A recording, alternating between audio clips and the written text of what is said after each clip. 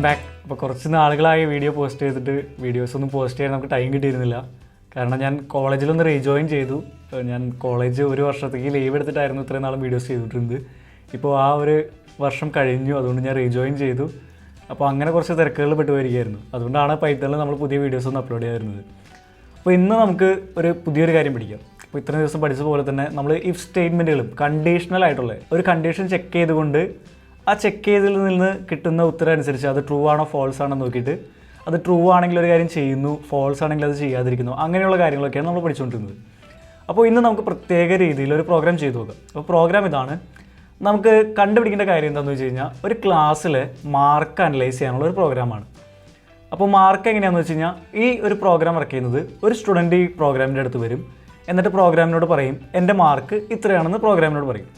പറഞ്ഞു കഴിയുമ്പോൾ ഈ പ്രോഗ്രാം എന്ത് ചെയ്യണമെന്ന് വെച്ച് കഴിഞ്ഞാൽ മാർക്ക് 80ക്ക് മുകളിലാണെങ്കിൽ ഡിസ്റ്റിങ്ഷൻ എന്ന് നമ്മൾ പ്രിൻ്റ് ചെയ്യണം.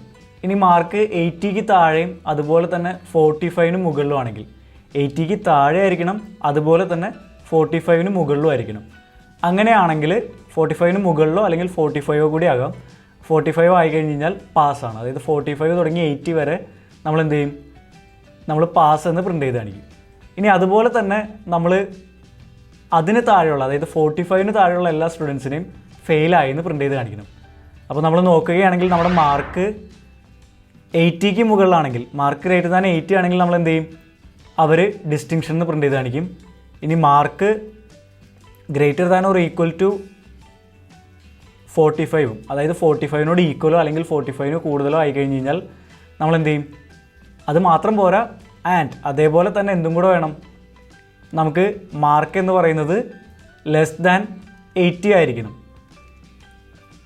അങ്ങനെയാണെങ്കിൽ എന്ത് ചെയ്യും, നമ്മൾ ആ ആൾ പാസ്സായെന്ന് പ്രിൻ്റ് ചെയ്ത് കാണിക്കും അല്ലേ. മറ്റേത് നമ്മൾ എന്ത് ചെയ്യും, ഡിസ്റ്റിങ്ഷൻ എന്ന് പ്രിൻ്റ് ചെയ്ത് കാണിക്കും. അടുത്തതിൽ നമ്മൾ പാസ് എന്ന് പ്രിൻ്റ് ചെയ്ത് കാണിക്കും. ഇനി ഏറ്റവും ലാസ്റ്റിലത്തെ കാര്യം എന്താണ്, ഏറ്റവും ലാസ്റ്റിലത്തെ കാര്യം എന്ന് പറഞ്ഞു കഴിഞ്ഞാൽ മാർക്ക് ലെസ് ദാൻ, അതായത് മാർക്ക് 45നേക്കാളും താഴെയാണ്. അങ്ങനെ വരുന്ന സാഹചര്യത്തിൽ നമ്മൾ എന്ത് ചെയ്ത് കാണിക്കും, നമ്മൾ ചെയ്യുന്നത് എന്താണെന്ന് വെച്ച് കഴിഞ്ഞാൽ ഫെയിൽ എന്ന് എഴുതി കാണിക്കും. അപ്പോൾ ഇതാണ് നമ്മൾ ചെയ്യേണ്ട പ്രോഗ്രാം. ഇപ്പോൾ നമ്മൾ ജസ്റ്റ് ഒരു എങ്ങനെ ചെയ്യണം എന്നുള്ളൊരു ഓവർവ്യൂ ഉണ്ടാക്കിയെടുത്തു, എന്താണ് ചെയ്യേണ്ടതെന്നുള്ളത് നമ്മൾ ജസ്റ്റ് നോക്കി. ഇനി ഇത് നമുക്ക് എങ്ങനെ പ്രോഗ്രാമിലേക്ക് ചെയ്യാമെന്ന് നോക്കാം. അതിന് പുതിയൊരു കാര്യം നമ്മൾ പഠിക്കുന്നുണ്ട്, നമുക്കത് പ്രോഗ്രാം ചെയ്ത് തന്നെ നോക്കാം. ആദ്യം നമുക്ക് എന്ത് ചെയ്യണം, അപ്പോൾ ഒരു മാർക്ക് നമ്മുടെ പ്രോഗ്രാം ആദ്യം യൂസറിൻ്റെ കയ്യിൽ നിന്ന് എൻ്റർ ചെയ്ത് മേടിക്കുന്നതല്ലേ. ഫസ്റ്റ് സ്റ്റെപ്പ് എന്താണ്, നമ്മൾ യൂസറിൻ്റെ കയ്യിൽ നിന്ന് ആ മാർക്ക് ഇൻപുട്ട് ചെയ്യുന്നു. അപ്പോൾ അതിനുവേണ്ടി നമുക്ക് എന്ത് ചെയ്യാം, നമുക്ക് സി എന്ന് പറയുന്ന അല്ലെങ്കിൽ മാർക്ക് എന്ന് പറയുന്ന ഒരു വേരിയബിൾ ഉണ്ടാക്കാം. നമുക്ക് ഇഷ്ടമുള്ള പേര് കൊടുക്കാം കേട്ടോ. ഞാൻ മാർക്കുന്ന വേരിയബിൾ, മാർക്കെന്ന് എൻ്റെ ഒരു ഇഷ്ടത്തിനുള്ളൊരു പേര് കൊടുക്കുന്നുള്ളൂ. മാർക്കെന്നൊരു വേരിയബിൾ എടുത്തു. ഇനി വേരിയബിളിലേക്ക് എന്ത് കൊടുക്കുന്നു, യൂസറിൻ്റെ കയ്യിൽ നിന്ന് ഇൻറ്റിജർ ആയിട്ടുള്ള ഒരു ഇൻപുട്ട് എടുക്കുന്നു.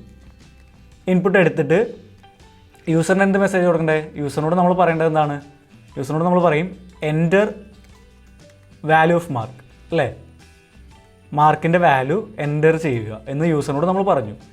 അത് നമ്മൾ ഇൻപുട്ട് ചെയ്തു, ഇൻറ്റിജറായിട്ട് എടുത്തു. ഇപ്പോൾ മാർക്ക് എന്ന് പറയുന്നതിൽ എന്തുണ്ട്, നമ്മുടെ യൂസർ തന്ന മാർക്കുണ്ട്. ഇനി നമ്മൾ അനലൈസ് ചെയ്യണം അല്ലേ. ഇനി നമ്മൾ അനലൈസ് ചെയ്തിട്ട് അതിൻ്റെ കറക്റ്റായിട്ടുള്ള കാര്യങ്ങൾ യൂസർക്ക് പറഞ്ഞു കൊടുക്കണം. അപ്പോൾ അതിന് നമുക്ക് എന്ത് ചെയ്യാം, നമുക്ക് ചെയ്യാവുന്ന ഒരു കാര്യം എന്ന് വെച്ച് കഴിഞ്ഞാൽ ആദ്യം നമ്മൾ ചെക്ക് ചെയ്യേണ്ടത് എന്താ, ആദ്യം നമുക്ക് ആൾ ഡിസ്റ്റിങ്ഷൻ ആണോ നോക്കാം. അപ്പോൾ ഇഫ് ഞാൻ ചെക്കിങ് തുടങ്ങാണ്, ഇഫ് ചെയ്യുന്നു. ഇഫിൻ്റെ ഉള്ളിൽ എന്താ കൊടുക്കേണ്ടത്, നമ്മുടെ കണ്ടീഷൻ എന്താ കൊടുക്കേണ്ടത്, ഇഫ് നമുക്ക് അറിയാവുന്ന കാര്യമാണ്. ഇഫിൻ്റെ ഉള്ളൊരു കണ്ടീഷൻ കൊടുത്താൽ അത് ട്രൂ ആയി കഴിഞ്ഞ് കഴിഞ്ഞാൽ ആ ഇഫിൻ്റെ ഉള്ളിലുള്ള കാര്യം വർക്ക് ചെയ്യും അല്ലേ. അത് സിമ്പിളാണ്, നമുക്ക് അറിയാവുന്ന കേസാണ്. അപ്പോൾ നമ്മൾ എന്ത് ചെയ്യുന്നു, ഇഫിൻ്റെ ഉള്ളിൽ കണ്ടീഷൻ കൊടുക്കുന്നു. എന്താണ് കണ്ടീഷൻ, 80ക്ക് മുകളിലുള്ള ആളുകൾ. അപ്പോൾ മാർക്ക് എന്ന് പറയുന്നത് 80ക്ക് മുകളിലുള്ള ആളുകൾ എന്ത് ചെയ്യുന്നു, അങ്ങനെയുള്ള ആളുകൾ വരികയാണെങ്കിൽ നമ്മൾ എന്ത് കൊടുക്കും, പ്രിൻ്റ് ചെയ്യും. നമ്മൾ പ്രിൻ്റ് ചെയ്ത് കാണിക്കും. എന്താണ് പ്രിൻ്റ് ചെയ്ത് കാണിക്കുക, പാസ്, പാസ്സല്ല, ഡിസ്റ്റിങ്ഷൻ എന്ന് പ്രിൻ്റ് ചെയ്ത് കാണിക്കും. ഓക്കെ, ഡിസ്റ്റിങ്ഷൻ എന്ന് പ്രിൻ്റ് ചെയ്ത് കാണിച്ചു. ഇനി നമ്മൾ എന്താ ചെയ്യേണ്ടത്, ഇനി നമ്മളോട് അടുത്ത കാര്യം പറഞ്ഞിരിക്കുന്നത് ഗ്രേറ്റർ ദാൻ 80 അല്ല. ഗ്രേറ്റർ ദാൻ 80 അല്ലാത്ത സമയത്ത് നമ്മൾ എന്താ ഉപയോഗിക്കുക, എൽസ ഉപയോഗിക്കുക. പക്ഷെ നമുക്ക് ഒരു എൽസ് മാത്രം ഉപയോഗിച്ചാൽ പോരല്ലോ. കാരണം ഒരു എൽസ് ഉപയോഗിച്ച് കഴിഞ്ഞാൽ വീണ്ടും നമുക്ക് 2 കണ്ടീഷനോട് കൂടി ചെക്ക് ചെയ്യാനില്ലേ. ഇത് ചെക്ക് ചെയ്ത് കഴിഞ്ഞിട്ട് ഇത് ശരിയായില്ലെങ്കിൽ അടുത്ത കാര്യം ചെക്ക് ചെയ്യണം, അതും ശരിയായില്ലെങ്കിൽ അടുത്ത കാര്യം ചെക്ക് ചെയ്യണം. അങ്ങനെ 3 കാര്യങ്ങളല്ലേ നമുക്ക് ചെക്ക് ചെയ്യാനുള്ളത്, ഒരു ലാഡർ പോലെ. അപ്പോൾ നമുക്ക് ആ ചെക്ക് ചെയ്യാൻ വേണ്ടി ഓരോ കാര്യങ്ങൾ ചെക്ക് ചെയ്ത് ഓരോ പടി കയറി അടുത്തടുത്ത പടികളിലേക്ക് നമുക്ക് പോകണം. അതായത് ഒരു ചെക്കിങ് നടക്കുന്നു, ആ ചെക്കിങ് ശരിയായില്ലെങ്കിൽ അടുത്ത ചെക്കിങ് ചെയ്യുന്നു, ആ ചെക്കിങ്ങും ശരിയായില്ലെങ്കിൽ അടുത്ത ചെക്കിങ് ചെയ്യുന്നു. അങ്ങനെ ഒരു ലാഡർ പോലെ ഓരോന്ന് ചെയ്ത് നമ്മൾ പോകാല്ലേ.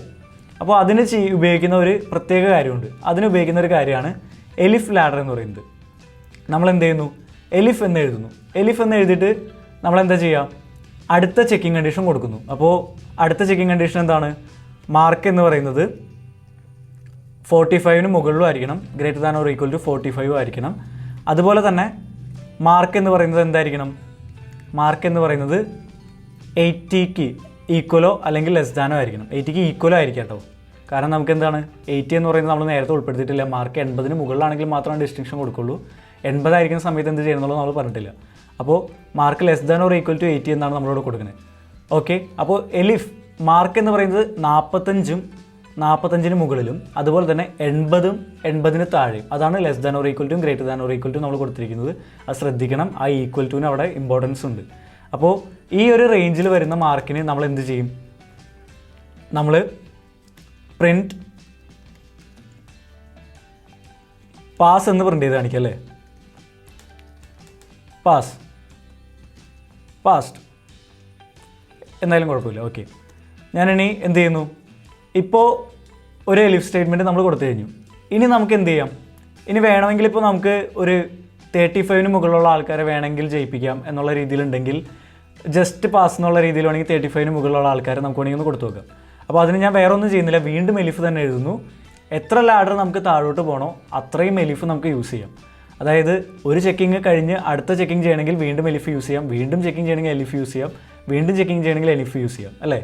അപ്പോൾ മാർക്ക് നമ്മൾ 35 മുകളിലുള്ള എല്ലാവരെയും എന്ത് ചെയ്യുന്നു, മാർക്ക് 35 മുകളിലുള്ള എല്ലാവരെയും നമ്മൾ ജസ്റ്റ് പാസ് എന്ന് പ്രിൻ്റ് ചെയ്ത് കാണിക്കാം. ഓക്കെ, അപ്പോൾ ഞാൻ എന്ത് ചെയ്യുന്നു, പ്രിൻറ്റ് ജസ്റ്റ് പാസ് എന്ന് കൊടുക്കാം. ഓക്കെ, അപ്പോൾ അത്രയും കാര്യങ്ങൾ ഓക്കെ അല്ലേ. ഇനി എല്ലാം കഴിഞ്ഞു. ഇനി ഇതിലൊന്നും പെടാത്ത ആൾക്കാരുണ്ടാവുമല്ലോ. ഇപ്പോൾ ഈ പറയുന്ന 80ക്ക് മുകളിലും ഈ പറയുന്ന നമ്മൾ 3 കണ്ടീഷൻസ് പറഞ്ഞു, ഈ 3 കണ്ടീഷൻസിലും പെടാത്ത ആൾക്കാർ എന്ത് ചെയ്യും, അതിന് നമുക്ക് എന്ത് യൂസ് ചെയ്യാം, നമ്മുടെ എൽസ് യൂസ് ചെയ്യാം അല്ലേ. എൽസ് യൂസ് ചെയ്ത് ഡയറക്റ്റ് നിങ്ങൾക്ക് യൂസ് ചെയ്യാം, പ്രത്യേകിച്ച് നമ്മൾ കണ്ടീഷനൊന്നും കൊടുക്കണ്ട. ഇപ്പോൾ നമ്മളെ സംബന്ധിച്ച് നമ്മൾ മാർക്ക് കൊടുക്കുന്നത് 0 തുടങ്ങി 100 വരെയുള്ള ഒരു വാല്യൂ ആയിരിക്കും മാർക്കിന് കൊടുക്കുക. അതിൽ 80ക്ക് മുകളിലുള്ള ആൾക്കാർ ഇപ്പോൾ ഓൾറെഡി ഡിസ്റ്റിങ്ഷനാണെന്ന് പറയും.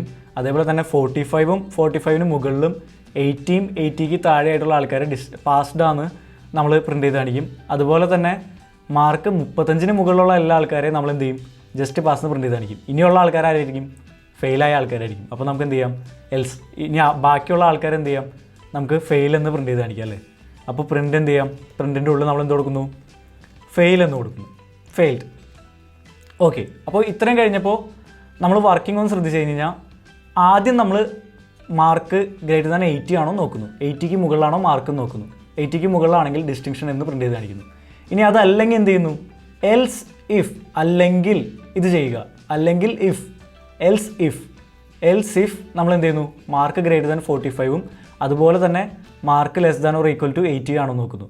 അങ്ങനെയാണെങ്കിൽ നമ്മൾ പാസ്ഡ് എന്ന് പ്രിൻ്റ് ചെയ്യുന്നു. അത് കഴിഞ്ഞ് മാർക്ക് എന്ന് പറയുന്നത് > 35 ആണോ നോക്കുന്നു.